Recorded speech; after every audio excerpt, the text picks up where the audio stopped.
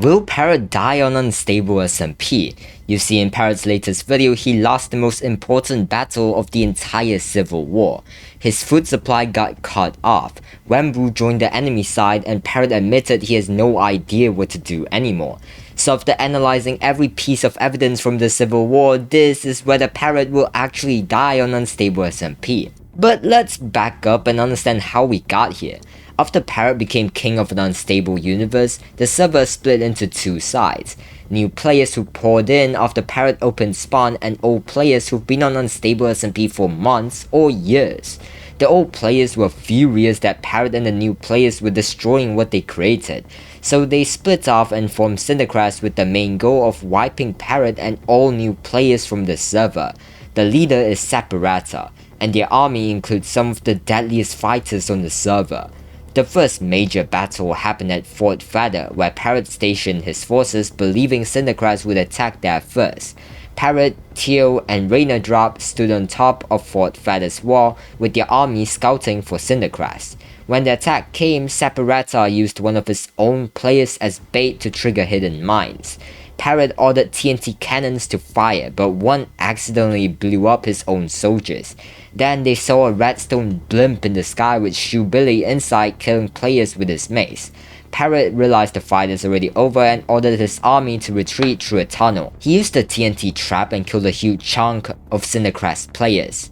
But Fort Feather fell. Parrot realized CinderCrest was far stronger and smarter than he thought, and since his army was mostly new players, winning this war was way harder than expected. When Parrot reached Merchant City through the tunnel, Prince Tetra stopped him and threatened to blow up the entire place if Parrot tried anything. Tetra asked Parrot to give them a reason to fight CinderCrest or they'd kill him and turn him in. Tetra asked, "What makes you believe we won't end up like the rest of your army that just died?" Parrot went silent and couldn't answer. After Tetra counted down from 10, Parrot finally spoke. He said, "If CinderCrest wins, tens of thousands of new players are going to die, and whoever's left will live in a world where food is scarce, and people die for no reason." How the server was before Parrot became king. He became king to change that and promised to protect everyone. So if they want to kill him, do it right there, because CinderCrest is already coming. The guards stood down and Tetra asked what his plan was. Parrot set up a fake surrender trap. White flags were built around Merchant City's castle and they waited for CinderCrest to arrive. When Separata arrived, Parrot told him they'd surrender, but Saps didn't believe it. FlameFrags wanted to barge in, but Saps said they'd enter via the blimp instead, which was exactly what Parrot wanted. In the time they marched from Fort Feather to Merchant City, Parrot ordered a new machine designed to counter the blimp strategy. Once a blimp was directly over the city, Parrot told Raina to start it.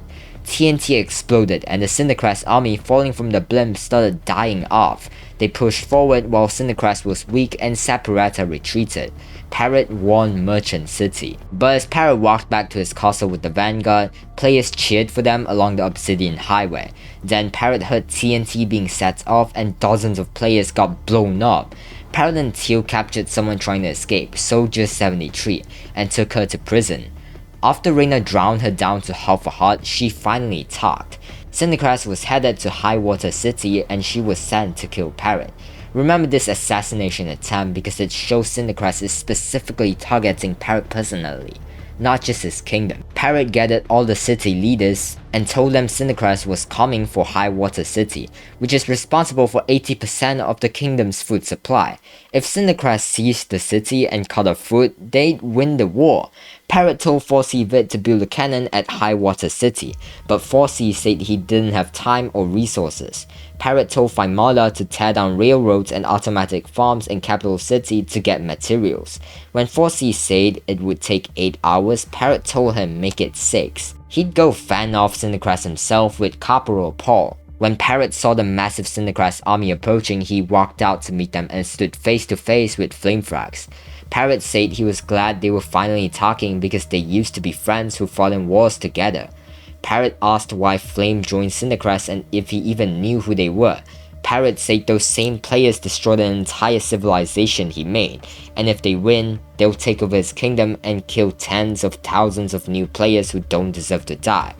Flame brought up Lamedy to explain. Lamedy accused Parrot of letting people die from starvation, making the kingdom unsafe with bandits killing people, and said Parrot becoming king is horrible.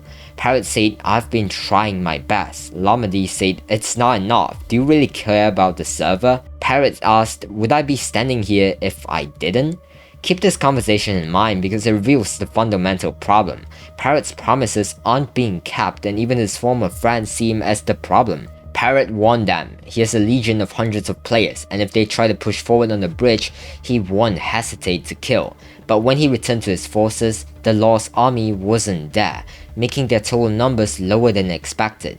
The goal was don't let CinderCrest cross the bridge until the machine is built. Theo got tons of kills with TNT minecarts, which slowed CinderCrest down, but with how few players Parrot had, they were still losing ground. CinderCrest reached the end of the bridge but were pushed back by Theo until the law arrived, serving as a distraction while Parrot headed into town. As they got closer to Highwater City, they saw one of two machines almost fully built with the entire city evacuated. Fossey said it'd be done in about 30 minutes, and Parrot stationed forces to hold back CinderCrest. While waiting, Reyna asked Parrot if what Lamedy said was true about people starving.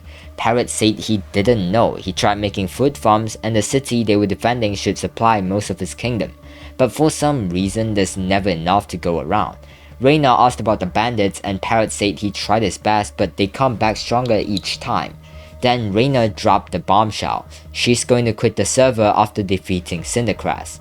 Parrot was shocked, but Reyna asked what there is to do after. A flashback showed Zoe giving Reyna a white flower and promising they'd both survive. Remember this personal stake because Reyna's fighting for revenge, not for Parrot's kingdom. When Parrot heard the horn signaling CinderCrest's arrival, he gave a speech saying this is the most decisive battle of the entire war.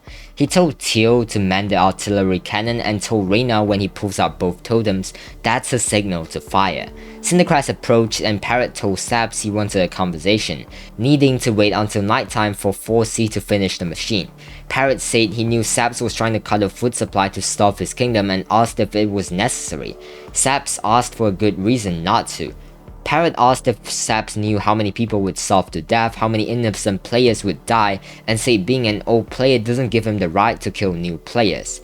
But then Saporetta revealed his story. After Parrot opened spawn, there wasn't enough food for all the players. Saps was part of Capital City with his friends, but they were forced to leave to build their own food farm.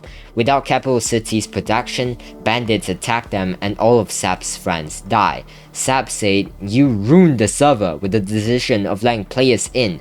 That's why I'm gonna take it back." Saps asked one question. Who are you gonna save, the new players or the old ones? Parrot said, one day the players in my kingdom won't have to fight to survive. One day my kingdom will be big enough for anyone to live in.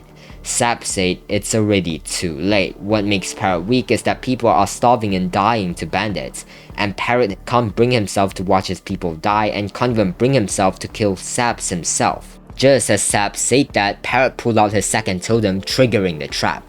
Arrows instantly shot towards CinderCrest and killed 70% of their army. Saps was forced to retreat. With the arrow cannon, CinderCrest couldn't get close and Parrot called reinforcements. When Saps told shoebilly to destroy the cannon as expected, Parrot told Theo to fire, and arrows followed Billy, forcing him to retreat. With two arrow cannons, CinderCrest couldn't fight on air or land. Keep this tactical victory in mind because it shows Parrot can still outsmart them when he has preparation time. But then, everything collapsed. CinderCrest was down to 60 players, and this was going to be the end of the war. But FlameFrags went invisible and snuck to the artillery cannon, blowing it up, and shoebilly flew to the arrow cannon and destroyed it. Parrot said they'd killed most of CinderCrest and could probably fight off the rest. Then he towered up and spotted two people flying toward the city. He used his spyglass and was in disbelief. Wemmbu was flying toward the city with an orbital strike cannon. Parrot wanted everyone to get down and told his army to retreat. Theo believed the fight was still winnable, but Parrot said we lost Highwater City. Wemmbu is here. As Parrot tried to escape, Youngie Axe told Wemmbu to kill Parrot. Parrot ran with Reyna and Theo following. Theo thought they could still try, but Parrot said they have 3 Elytra maces and FlameFrags. There's no way to win this battle. As they sailed away, Parrot realized Sap sacrificed the rest of his army as a distraction for FlameFrags. Theo asked, "What do we do now?" Parrot said, "I have no idea anymore." Saporetta stood above everyone remaining at Highwater City and made a declaration. He told them, "If you join the server before Parrot put that crown on, I'm not your enemy. Parrot is." He said Parrot opened spawn and called it mercy, called it saving people, but it actually invited thousands of starving players into a kingdom that could barely feed its own people. When there was nothing left for the old players, he told them to be patient. Now that they controlled Highwater City, they cut off all food supply to Parrot's kingdom.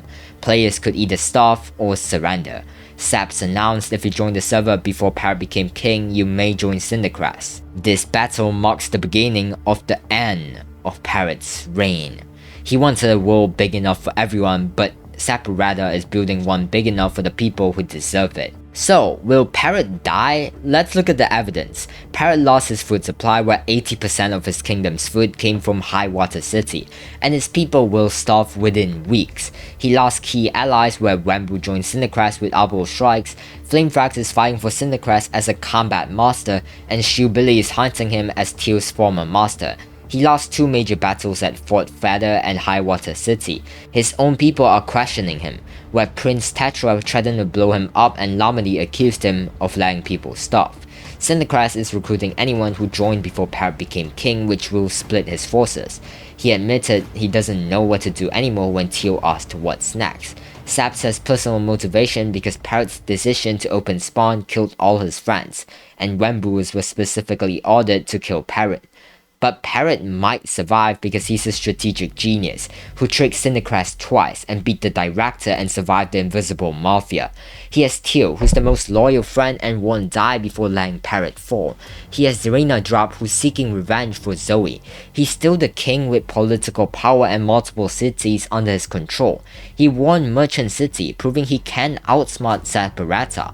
He has the moral high ground fighting for new player survival, and CinderCrest has internal problems where FlameFrags seems uncertain and not everyone agrees with killing new players. Here's the truth though, Parrot is in serious danger. The facts are food supply cut off means kingdom starves in weeks.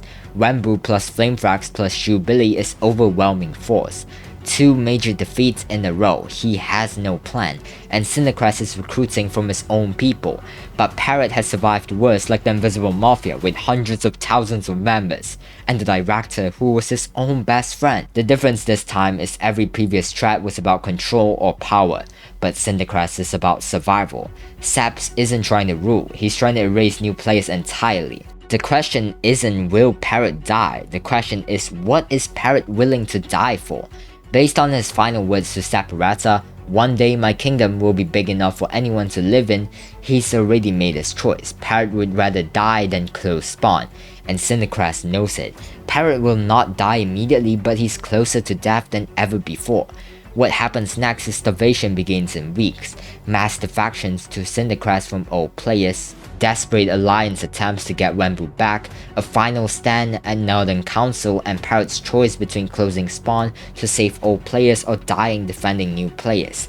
Parrot is defending people who are starving, dying to bandits, and questioning if he's even worth following.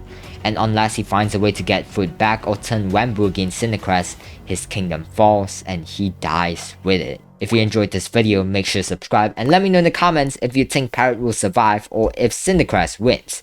And if you want to see more Unstable SMP videos, check out the video on screen, and goodbye!